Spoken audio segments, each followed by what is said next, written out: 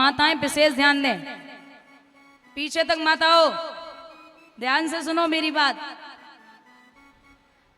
अगर एक मां 3 बातों का ख्याल रखे तो भगवान तो नहीं बल्कि उनके गुणों का बेटा आपके घर में जरूर पैदा होगा। अगर एक मां 3 बातों का ख्याल रखे, पहला, जो मां गर्भवती होती है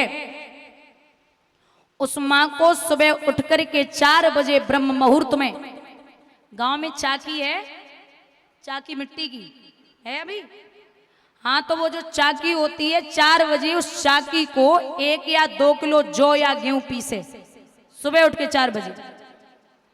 अब पूरा तो सुन लो। दूसरा, सुबह 4 बजे उठ के मैया गाय के 21 या 11 परिक्रमा लगाए। तीसरा, शाम को सोने से पहले गर्भावस्था में मैया 1 गिलास गाय का दूध सेवन करे। अब आप सोच रहे हो उससे क्या होगा?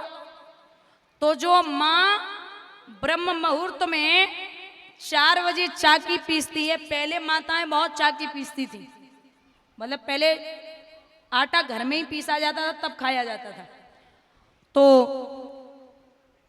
माताएं जो चाकी पीसती हैं गर्भावस्था में, जैसे चाकी से आवाज आती है वैसी सेम आवाज भगवान के घंटे और घड़ियालों से आती है, और जैसे जैसे चाकी घूमती है वैसे ही वैसे भगवान का सुदर्शन चक्र घूमता है, उसका असर आपके बच्चे पे पड़ेगा। गाय के शरीर में 33 कोट देवी देवताओं का निवास होता है।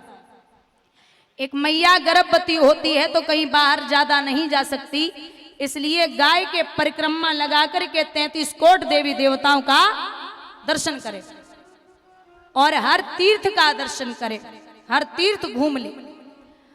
तीसरा, गाय के शरीर में 33 कोट देवी देवताओं का निवास है और गाय के दूध में बड़ी शक्ति, बल और ज्ञान होता है।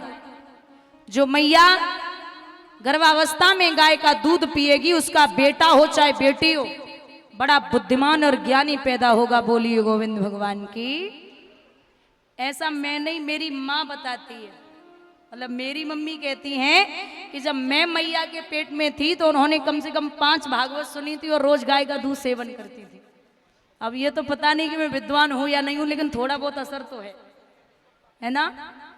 तो जो बालक, जैसे माँ जो होती है ना गाय का दूध सेवन करती है तो उसका बालक या बालिका बड़ा बुद्धिमान और ज्ञानी पैदा हो। कहते हैं, और सबसे बड़ी बात जो बहुत जरूरी है माताओं के लिए कि माताओं 9 महीने तक, वैसे तो कभी नहीं लेकिन अक्सर जो बहुत जरूरी है कि 9 महीने तक, जब तक गर्भावस्था में है तब तक किसी की भी बुराई ना करे। अच्छा, ये 3 बातें मान सकती, ये चौथी वाली नहीं मानेगी। हाँ, कुछ भी हो जाए और बुराई ना करी तो रोटी कैसे हजम होएगी? सोशल मीडिया समझो इन्हें, तुम है ना। और पता है माताओं की आदत होती, यहाँ की माताओं की बात नहीं कर रहे, यहाँ बहुत बढ़िया हैं सब, हाँ सच्ची में बहुत अच्छी हैं। जो माताएं होती ना पूरी बुराई पड़ोसी की कर लेंगी, बाद में बोलेंगी मोको कोई मतलब ना, तेरी कसम चाहे कोई कछू करे, मतलब पूरी बुराई करने के बाद। तो माता इतना विशेष ध्यान रखना है। मैया ने पूरा अपना नियम संयम किया। भगवान ने 9 महीने के बाद श्रोणायाम श्रवणः द्वादश्याः मुहूर्ते यवजित प्रभमः सर्वे नक्षत्रांगः चक्र इस्त जन्म दक्षिणम। मैया ने, महाराज कहते हैं परीक्षित, जिस समय चंद्रमा श्रवण नक्षत्र में थे, भाद्रपद्र के मास के शुक्ल पक्ष की श्रवण नक्षत्र वाली द्वादशी थी और अभिजित मुहूर्त था जिस समय भगवान बावन ने अवतार लिया था। भगवान का ऐसा स्वरूप है, सक्षिदानंद स्वाधीन ब्रह्म फसिए फिक्र के चंगुल में रह गए समाकर विश्वरूप केवल 52 ही अंगुल में।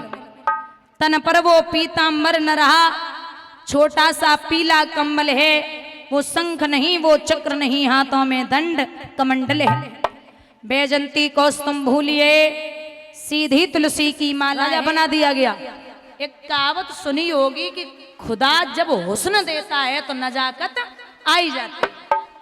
यहाँ हुस्न मतलब शरीर की बात नहीं है, धन, वैभव, ऐश्वर्य, प्रतिमा, प्रतिष्ठा, जब ये हद से ज्यादा आदमी को मिलने लगे तो पछता नहीं है ना। तो जैसे ही गद्दी पे बिठाया गया 10 मिनट उसने खत्म कर दिए।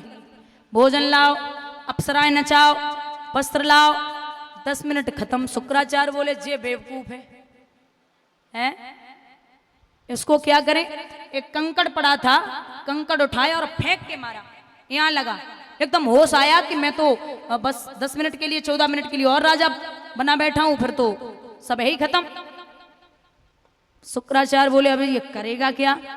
हाँ बोले अब महाराज क्या करना है। बलि बोले एक काम करिए, गंगा जल लाओ। गंगा जल आया। बोले मैं अभी देवताओं का राजा इंद्र हूं, मैं अभी देवताओं का राजा इंद्र बना बैठा हूं, तो मेरे कहने से ही सब होगा। बोले बिल्कुल होगा। देवता सोचने लगे 10 मिनट और हो रहो। बोले तो गंगा जल आया। गंगा जल के बाद बोले उस शुक्राचार्य गुरुजी को बुलाओ। गुरुजी आए। बोले मैं 3 लोक 14 भुवन का राजा बना बैठा हूं, मैं ये संकल्प करता हूं कि मैं ये पूरा राजपाट 3 लोक 14 भुवन गुरुजी को दान में दे रहा हूं। अब देवता चकराने, बोले भैया गजब हो गया, अब क्या करें। तो बोले करना क्या है, अब तो सब गया हाथ से। ऐसे ही ये देवताओं का राज गया गुरुजी के यहाँ। अगले जन्म में डकैत हुआ बलि, शुक्राचार्य ने वो बलि को सौंप दिया था। ये देवताओं की मां है अदिति। जब बलि राजा बना बैठा था तो बलि के हाथ से राज्य लेने के लिए, देवताओं को देने के लिए अदिति और कश्यप ने तपस्या की। हजारों वर्षें बीत गई, तपस्या पे बैठे हैं। विद्वान लिखते हैं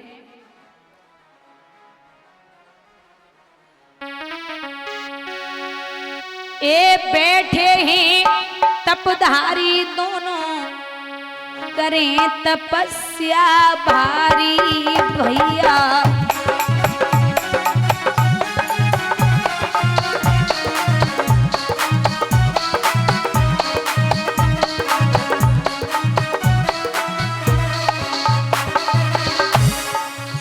दोनों भजन में से बैठे,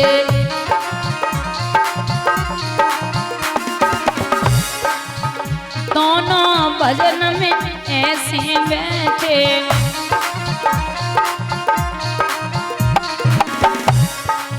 सुधि बुद्धि अपनी वो खो बैठे।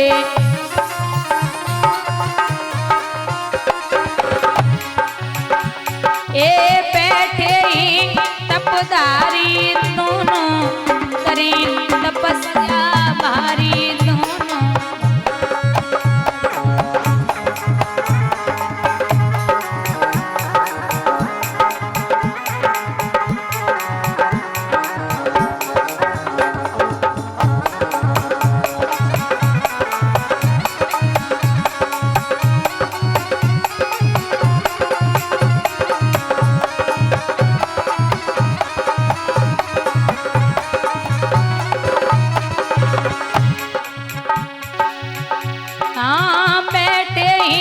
तपधारी दोनों, करें तपस्या भारी दोनों।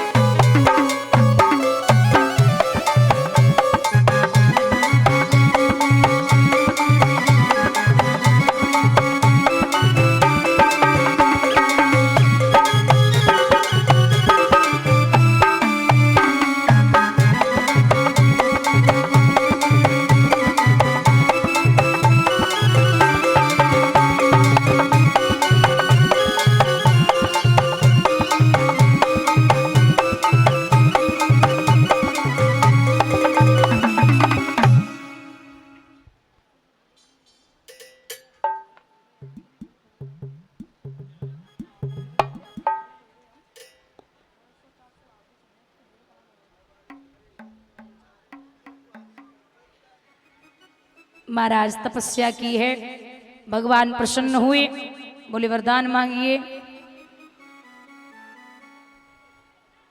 पीछे बिछवा दो, कुछ पीछे बिछाए माताओं के लिए। यहां भगवान प्रसन्न हुए, बोले मैया वरदान मांग ले।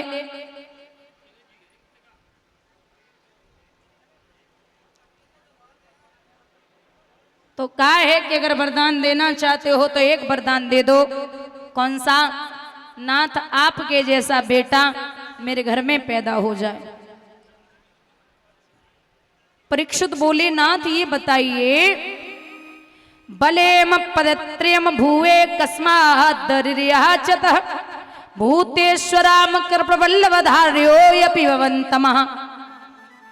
दीनहीन की भांति राजा बलि के द्वारे पे जाए के भगवान ने 3 कदम पृथ्वी क्यों मांगी? बोले वही तो श्रवण करा रहा हूं। यहां